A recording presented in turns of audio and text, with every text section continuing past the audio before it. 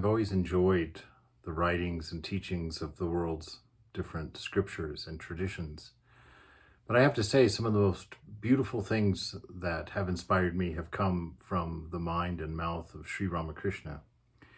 And just the simplicity of the teachings, the magnanimity, the sweetness, the broad-mindedness of them, and the fact that they're just always encouraging. They're never stated in the negative. Has always been a real strength to me. This reading that I found tonight is actually from the Gospel of Sri Ramakrishna again, and it kind of summarizes many of his ideas, and at least ones that have inspired me in particular. So I want to share them with you. He says, man cannot really help the world. God alone does that. He who has created the sun and the moon, who has put love for their children in parents' hearts, has endowed noble souls with compassion, and holy men and devotees with divine love. The man who works for others without any selfish motive really does good to himself. There is gold buried in your heart, but you're unaware of it. It is covered with a thin layer of clay. Once you are aware of it, all of these activities of yours will lessen. After the birth of her child, the daughter-in-law in the family busies herself with it alone. Everything she does is only for the child.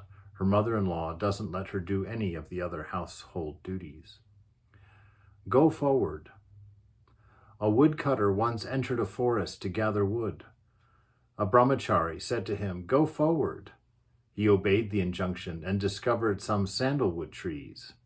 A few days later, he reflected, "The holy man asked me to go forward. He didn't tell me to stop here."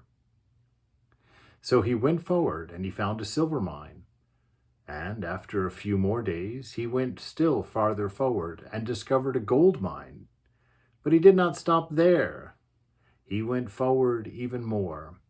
And next, mines of diamonds and precious stones were discovered. With these, he became immensely rich. Through selfless work, love of God grows in the heart. Then, through his grace, one realizes him in the course of time. God can be seen.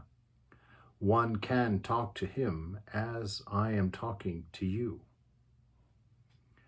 In silent wonder, they all sat listening to the Master's words. It seemed to them that the goddess of wisdom herself, seated on Sri Ramakrishna's tongue, was addressing these words not merely to Vidyasagar, but to all of humanity for its good.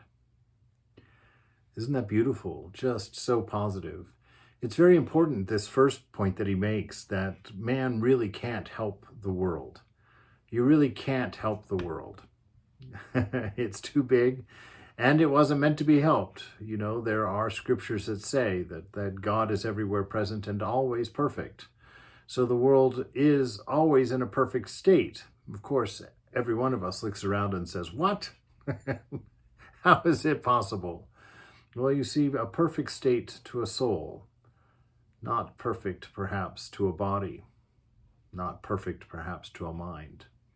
But to the spirit, the world is always as it should be. Everything is as it should be. And so we do our work in the world as worship, motivated by the love that's deep within us. That love that we're searching for outside, we find it inside eventually. And that love becomes the pure motive of everything that we do as we grow in our holiness, as it were, our realization. And he says that this gold, this love, this infinite source of love and wisdom, dwells in your own heart. The presence of God dwells in your own heart. The very image of God dwells within your own heart. So many of us don't find God or don't believe in God because we're looking for it out there through the senses, which are unreal, unreliable, and ever-changing. To find the divine, you have to go within your own self. And that is quite a challenge because it's quite new and quite unique. and the way of doing it is not always obvious. But he says that it's buried in your heart. You don't realize it right now because it's covered with clay, meaning it's covered with materialism, with this world. You believe yourself to be just this, a body and mind that passes away. And so everything that comes in through your senses, you tie one end of that relationship to yourself, and then the other end to this imagined object that you've encountered outside. And taking that perspective, you will always be the center of your universe. And as a body-mind, that's not where you belong. And so the universe will never seem perfect to you. God will not seem obvious to you. You will not find your way, obviously, until we give up that sense. He says that once you realize it, that your activities, your doing, your going and looking for results in the world will lessen. You'll find an inner peace, a calmness. And this love for God, because of your selfless work, because of your desire to serve and help others, that God will slowly manifest in your heart, and by his grace, her grace, you will see him, her, that. You will know. And in that intimacy of touching the divine deep within yourself, you become your highest ideal. You reach your highest ideal of what you have always thought yourself to be, of what you had always thought you could be. And when he talked, people sat in a rapt wonder, because he spoke with the conviction of one who had seen and understood, one who is aware of and in the presence of this divine presence, this God.